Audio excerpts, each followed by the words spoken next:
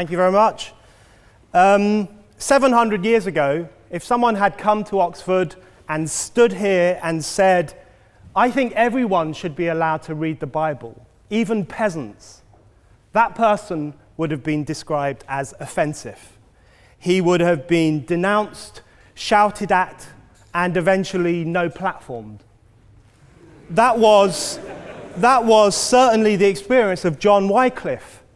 In 1382, he was banished from Oxford for, among other things, translating the Bible into English. His work was described as an offense against the ecclesiastical order. 200 years ago, if someone had come to Oxford and stood here and said, I don't believe in God, that person would have been described as offensive. He would have been ridiculed, yelled at. That was certainly the experience of Shelley, who in 1811 was banished from Oxford for writing a pamphlet called The Necessity of Atheism. One historical account describes how Shelley's pamphlet caused maximum offence. It describes how fellows and students at New College swept the pamphlets up and disposed of them, much like today's students sweep up copies of The Sun, which they also describe as causing maximum offence. 100 years ago, if someone had come to Oxford and stood here and said, I think a man should be allowed to have sex with another man, that person would have been described as offensive. He would have been booed, hissed at, no-platformed. That was certainly the experience of The Chameleon, an openly gay Oxford magazine which in 1894 survived for one issue only. Why? Because it was offensive. One observer described it as an insult to the animal creation and said it would have a dangerous influence. In other words, it made Oxford an unsafe space and it had to be stopped. Much as today's student leaders ban lads' mags in the name of preserving safe spaces for students. So when today's student leaders clamp down on offensive stuff, they're actually carrying on a very long tradition. A tradition whereby the creme de la creme of British society take it upon themselves to police the parameters of acceptable thought and to exclude offensiveness from the academy. Throughout history, the church, politicians, universities have always branded certain ideas offensive and have waged war against them. Today, student leaders do the same. They carry out one of the oldest, foulest forms of intolerance of anyone who gives offense. But giving offense is good. In fact, it's essential. Humans have long had the urge to offend against the natural order, the religious order, the moral order, and in the process, they have pushed humanity forward. In fact, pretty much every leap forward in history, pretty much every freedom we enjoy is a product of individuals having given offense, having offended against the orthodoxies of their age. Offensiveness is not just something we have to begrudgingly accept. Offensiveness is the motor of human progress. Copernicus offended Christians when he said the sun was at the center of the universe. He really hurt them. And in the process, he made the world a better, more understandable place. John Wilkes, the 18th century radical journalist, offended everyone. He packed his newspapers with sex and lies and stories about bishops buggering their maids and so on and so on.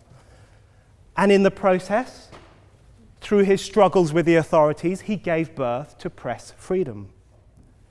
The newspaper Gay News caused profound offense to Christians in 1976 when it published a poem about a Roman centurion giving Jesus Christ a blowjob. And in the process, in its struggles with the authorities, it started a debate about the blasphemy laws, which eventually led to their abolition, expanding freedom of speech for all of you, for everyone. Question. No. The right to offend. The right to offend is not some pesky little part of freedom of speech that we have to put up with. It is the heart and soul and lungs of freedom of speech. It is the coursing lifeblood of human progress. It is the instigator of liberty and modernity and science and understanding. What a laughing stock today's student leaders are, that they can so casually dismiss the right to be offensive without realizing that their lovely, enlightened lives are the gift of individuals who gave offense. The gift of scientists, thinkers, agitators who bravely showed their asses to the dominant ideas of their era. Their offensiveness made you free. I know what some student leaders will say. Oh, but our no platforming is about protecting individuals. We only want to protect women from misogyny and black students from racism. So our intolerance is progressive. Please, how progressive is it to say that female students are so fragile that they can't cope with seeing a pair of tits in the sun? No, without falling apart. That doesn't sound progressive to me. That sounds paternalistic. How progressive is it to say that black students need these wise, white student leaders to protect them from harmful ideas? Because that doesn't sound progressive to me. That sounds neo-colonialist.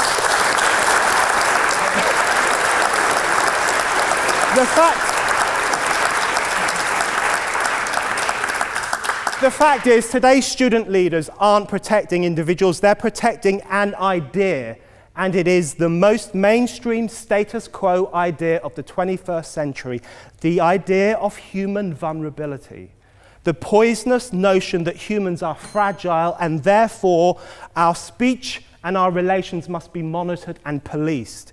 It is this misanthropic, orthodox idea that they promote and which they protect from criticism as surely as priests once ring-fenced their beliefs from ridicule.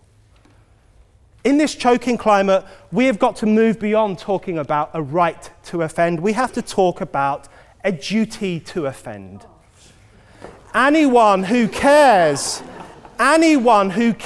for freedom, anyone who believes that humanity only progresses through being daring and disrespectful now has a duty to rile and stir and outrage, a duty to break out of the new grey conformism, a duty to ridicule the new guardians of decency, a duty to tell them, fuck your orthodoxies. Thank you.